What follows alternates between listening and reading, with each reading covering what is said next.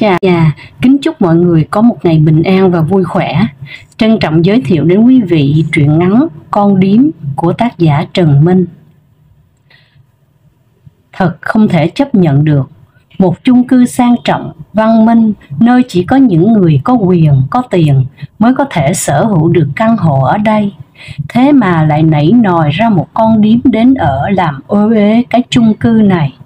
Đã thế cái con điếm ấy lại sống sát vách căn hộ của Mai Lan. Mới tức chứ, Mai Lan gọi ả là con điếm bởi nhìn vẻ bề ngoài, ăn mặc và điệu bộ của ả đã toát ra điều đó. Áo thì mỏng tang, bó sát cơ thể, lại còn khoét sâu xuống dưới bụng, để lộ hai bầu vú thả rông căng tròn. Những hôm ả mặc váy thì ngay cả Mai Lan còn ngượng nữa là cánh đàn ông. Váy ngắn củng cỡn, khoe đôi chân dài trắng nõn. Ả chỉ cần hơi so vai lên một chút là chiếc quần lót màu gì cả thiên hạ đều biết. Khuôn mặt của ả thì xinh đẹp đấy, nhưng đôi mắt quá sắc sảo, dâm đãng. Đôi mắt này chắc lừa tình, lừa tiền được khối đàn ông. Ả sinh hoạt rất khác thường, cứ khoảng 4-5 giờ sáng mới về nhà thì đích thị ả làm gái rồi còn gì.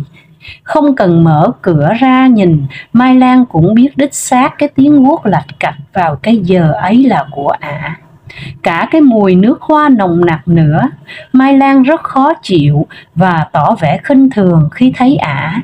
Dường như ả cũng biết điều đó, nên mỗi khi gặp Mai Lan, ả lại dương đôi mắt nhìn thẳng vào Mai Lan đầy thách thức. Ả là mẹ đơn thân, thằng bé trai con ả trạc tuổi với con của Mai Lan. Đơn giản là phải rồi, bởi cái loại đàn bà như ả chắc là chung chạ với cả trăm thằng đàn ông. Gái ăn bánh trả tiền thì biết bố đứa trẻ là ai. Trong căn hộ của ả còn có một người phụ nữ giúp việc. Cứ khoảng 7 giờ sáng, người giúp việc gọi taxi đưa con ả đi học. Đến chiều thì lại thuê taxi đón về. Ả đi đêm, ngủ ngày nên đến trưa mới thức giấc. Đẩy mắt rồi thì ả bật nhạc ầm ĩ. Đã có lần Mai Lan sang góp ý, ả vênh mặt lên nói: "Nhà tôi thích làm gì thì làm, khó chịu thì chuyển đi nơi khác mà ở." Đúng là cái loại vô học, vô văn hóa. Nói thế mà nói cũng được. Ở trường học, Mai Lan đã quen chỉ đạo người khác nghe răm rắp, nên không trị được ả thì Mai Lan rất ấm ức. Xong cũng chẳng có cách nào giải quyết triệt để cả, trừ trường hợp Mai Lan chịu thua mà bán xới chuyển nhà đi nơi khác. Chuyện ấy thì không đời nào. Từ trước tới giờ, Mai Lan chưa chịu thua ai. Từ một giáo viên trình độ chỉ cao đẳng sư phạm mà Mai Lan đã leo lên được cái ghế hiệu trưởng của một ngôi trường tiểu học ở trung tâm thành phố thì phải thi đấu giành giật thủ đoạn với bao nhiêu con người. Nhất là giai đoạn khi bà hiệu trưởng chuẩn bị về hưu. Mai Lan là hiệu phó, đã chờ đợi giây phút này từ lâu, song vẫn luôn có bao nhiêu kẻ ngáng đường cạnh tranh cái ghế béo bở ấy. Trong số đó có cả người nhà lãnh đạo thành phố, thế mà cuối cùng chiếc ghế ấy rơi vào tay Mai Lan. Kể từ thời điểm đó đến nay, Mai Lan tại vị trên chiếc ghế hiệu trưởng này được 2 nhiệm kỳ. Mặc kệ những kẻ thọc gậy bánh xe, bới móc lỗi lầm sai phạm của Mai Lan để kiện cáo, chiếc ghế hiệu trưởng vẫn vững như bàn thạch. Có người bảo Mai Lan có năng lực lắm mới trụ được lâu như thế. Đứa ngứa mồm ghen tức thì phá thối một câu: năng lực hay có người chống lưng. Điều đó thì chịu chắc chỉ Mai Lan mới biết. Ai tiếp xúc với gia đình Mai Lan cũng đều có nhận xét đây là một gia đình êm ấm, sống có văn hóa và rất hạnh phúc. Chồng Mai Lan là một viên chức nhà nước, anh hiền lành, ít nói. Sáng người ta thấy anh áo sơ mi trắng, cà vạt lịch lãm, lái chiếc ô tô 5 chỗ đời mới, đánh tận tới cửa sảnh tòa chung cư để đưa vợ con đi làm, đi học. Chiều về, khi đám viên chức rủ nhau lang thang ở các quán nhậu, thì anh lại chính xác đến từng phút, có mặt tại cổng trường học đón con, đưa về nhà tắm rửa, rồi vào bếp cơm nước chu toàn.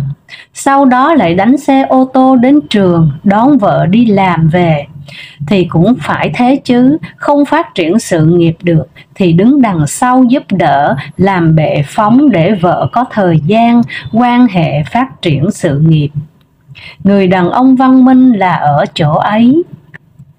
Thường ngày, chồng Mai Lan sẽ dậy sớm để lo ăn sáng cho cả gia đình. Nhưng hôm nay, có bố mẹ chồng ở quê lên chơi, nên Mai Lan tranh thủ dậy trước cả chồng để tự tay chuẩn bị thức ăn trưa cho hai ông bà. Trước khi đi làm, Mai Lan chu đáo dặn, gần đến trưa, bố mẹ hãy cắm cơm, thức ăn con đã chuẩn bị hết rồi. Bố mẹ chồng Mai Lan rất mừng vì con trai lấy được một người phụ nữ vừa đảm đang chu đáo lại vừa khéo léo, biết điều, nhất là cái khoản cư xử với bố mẹ chồng. Căn nhà 3 tầng khang trang ở quê, tiền xây dựng cũng do Mai Lan lo liệu. Con dâu ông bà dù quan nhỏ nhưng bổng lộc cũng kha khá, nên mới có tiền xây nhà cho bố mẹ chồng.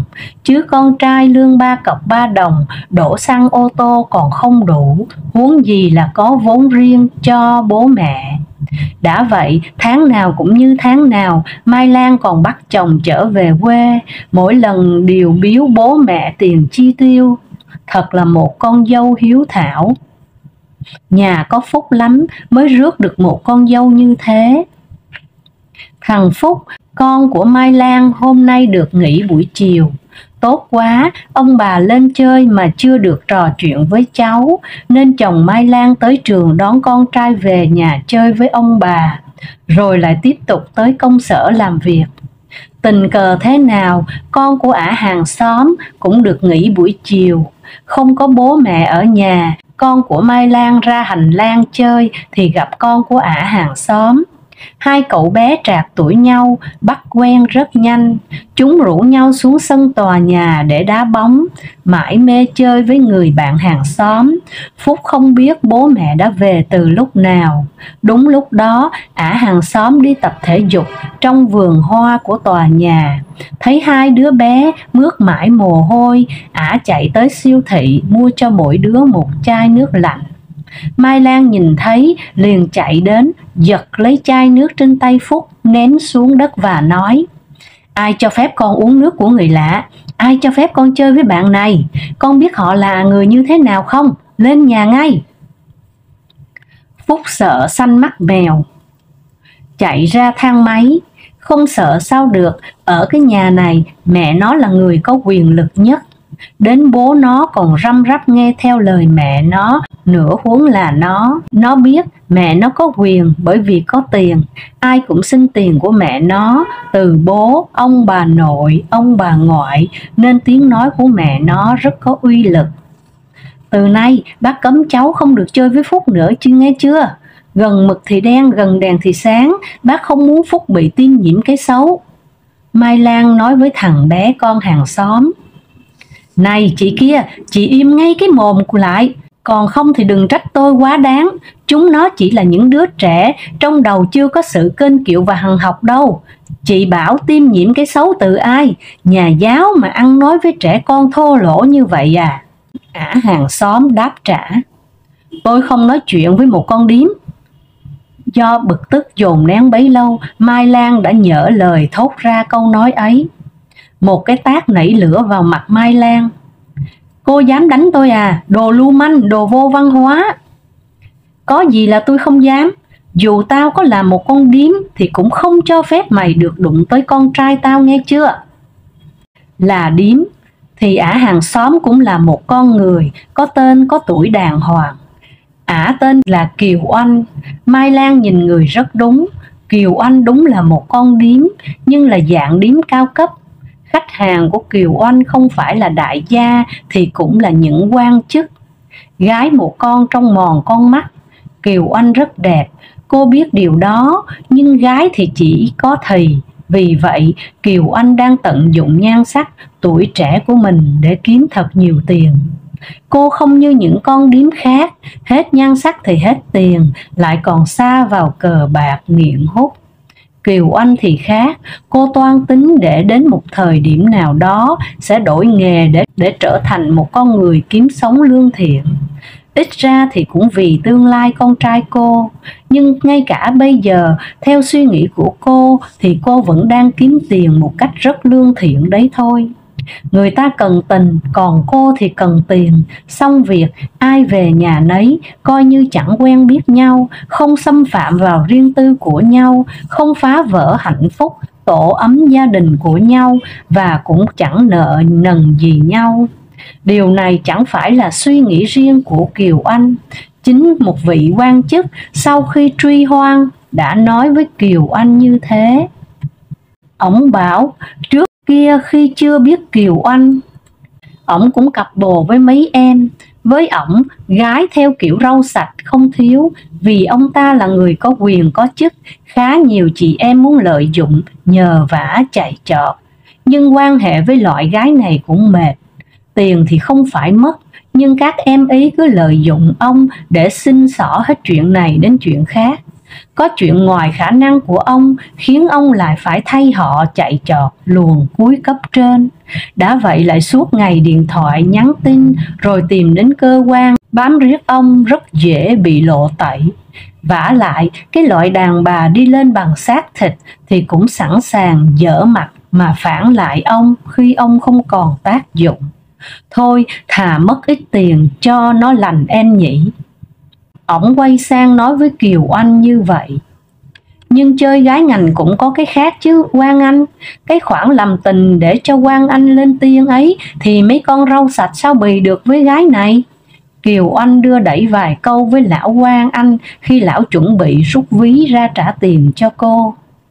Cô đừng có tự tin về trình độ của mình như thế. Rau sạch cũng nhiều loại, có loại ngây thơ trong trắng, nhưng có loại cũng thành thạo như phim cấp 3 vậy. Đây, anh cho em xem cái này nè. Anh quay làm kỷ niệm, cũng là để dằn mặt, khống chế em ý nếu có ý định chơi xấu anh. Bởi anh biết sau khi lợi dụng anh để leo lên được cái chức ấy, cô em này đang có tham vọng cao hơn là phế truất anh để chiếm cái ghế mà anh đang ngồi. Lão quan chức rút điện thoại ra, mở một clip mà nhân vật chính là lão và một phụ nữ trẻ. Vừa đưa cho Kiều Oanh xem, lão vừa nói, cởi quần áo ra thì ai cũng như ai cả thôi. Em ý cũng là một người có chức có quyền, bên ngoài thì nghiêm trang thùy mị, nhưng trần như nhộng thế này thì có khác gì em đâu. Làm tình thì cũng thành thạo y như em vậy đó. Kiều Oanh liếc mắt nhìn và giật mình khi nhận ra nhân vật nữ tham gia xét cùng lão quan chức chính là Mai Lan.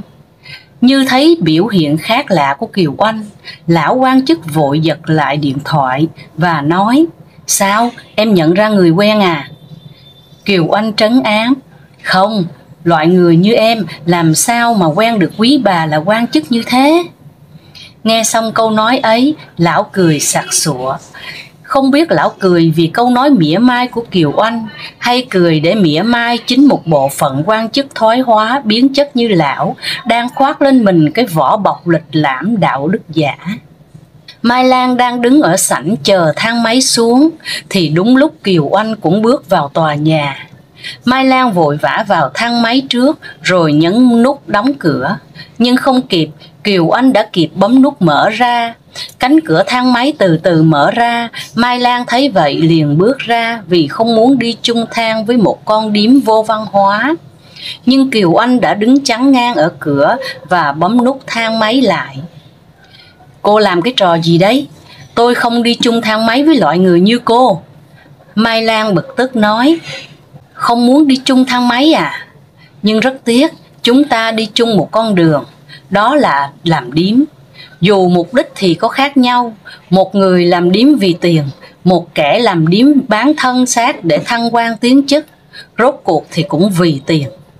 Bản chất thì giống nhau cả thôi, đừng tỏ vẻ đạo mạo, coi thường người khác làm gì. Tôi nhận thấy ngoài điểm bước chung đường đó, chúng ta còn một điểm chung nữa, đó là mua vui cùng một thằng đàn ông. Chị biết ông trưởng phòng tổ chức cán bộ quận ít chứ? Mai Lan tái mặt khi Kiều Oanh nhắc đến cái tên đó. Vì sao ả hàng xóm lại biết được điều bí mật mà Mai Lan giấu kín? Chỉ có lão ta và Mai Lan biết được mối quan hệ bất chính này. Mai Lan thì không bao giờ để lộ, vậy thì chỉ có lão. Hay là lão ta đã tung cái clip xét ấy lên mạng để phá con đường quan lộ của Mai Lan?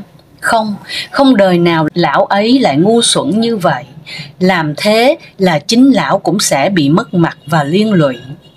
Nhưng sao ả hàng xóm lại biết? Đúng rồi, có thể lão bệnh hoạn này trong lúc say men tình. Ở ổ nhền nhện nào đó, lão đã bị ả điếm này lấy trộm điện thoại và sao chép cái clip ấy. Bây giờ chỉ có cách mua lại cái clip đó. Bọn điếm này, cái nó cần nhất chỉ là tiền thôi. Thế cô muốn bao nhiêu tiền cái clip ấy? Mai Lan nói lý nhí, mặc dù trong thang máy chỉ có 2 người. Cô nghĩ có tiền là có thể điều khiển được tất thảy hay sao? Tôi không cần tiền. Tôi muốn vạch bộ mặt giả tạo của cô trước gia đình cô, trước xã hội. Tôi là một con điếm, nhưng tôi không lên mặt dạy đời ai. Còn cô cũng là một con điếm, nhưng cô lại đem nhân cách ấy để dạy bộ dỗ bao nhiêu thế hệ học sinh và tự cho mình cái quyền phán xét lên mặt người khác. Kiều Oanh đáp trả. Cô mà đưa cái clip đó lên mạng làm mất mặt tôi, cô sẽ bị truy cứu về tội lan truyền văn hóa phẩm đồi trụy đó biết không? Mai Lan hù dọa. Tôi không ngu mà làm như vậy. Tôi sẽ gửi đơn tố cáo tư cách của cô cho cấp chủ quản. Khi nào họ yêu cầu chứng cứ thì tôi mới xuất trình clip, kèm theo cả đoạn ghi âm xác nhận của lão trưởng phòng đã thú nhận hữu hóa với cô. Như vậy liệu có ai còn dám chống lưng cho cô nữa không? Một ả điếm tưởng là vô học mà hiểu biết đường đi nước bước như vậy. Bây giờ chỉ còn cách là hạ mình van xin ả, chứ không thể làm căng được. Nhưng hạ mình ư? Một quý bà đang giữ chức hiệu trưởng một trường tiểu học có tiếng của thành phố mà lại đi hạ mình với một con điếm. Không thể suy nghĩ lâu hơn được. Chỉ còn mấy giây nữa là thang máy sẽ dừng lại tại tầng của Mai Lan. Phải lùi thôi, không thể khác được. Rất nhanh, Mai Lan tiến tới quỳ xuống trước mặt Kiều Oanh và nói: Tôi ngàn lần xin lỗi cô tha cho tôi, xin cô giữ bí mật chuyện này giúp tôi. Cánh cửa thang máy bật mở, rất nhiều người đang đợi thang chiều xuống, bất ngờ chứng kiến cảnh tượng lạ lùng này. Trong đó có chồng của Mai Lan. Họ không hiểu vì sao một bà hiệu trưởng luôn được kính trọng lại phải quỳ trước mặt một người phụ nữ ăn mặc không lấy gì làm đứng đắn. 1 tháng sau, căn hộ của Mai Lan xuất hiện một số nhân viên mặc đồng phục của đơn vị dịch vụ dọn nhà. Họ bao trọn gói, khuân vác và đồ đạc trong căn hộ của Mai Lan, chuyển xuống xe tải chờ sẵn dưới sảnh. Vợ chồng Mai Lan quyết định dọn nhà đi nơi khác. Câu chuyện xin được phép dừng lại ở đây. Cảm ơn quý vị đã lắng nghe. Hẹn gặp lại mọi người vào lúc 5 giờ 30 sáng trên kênh Cô Khanh Đọc Truyện và lúc 20 giờ trên kênh Truyện Mới mỗi ngày. Xin chào.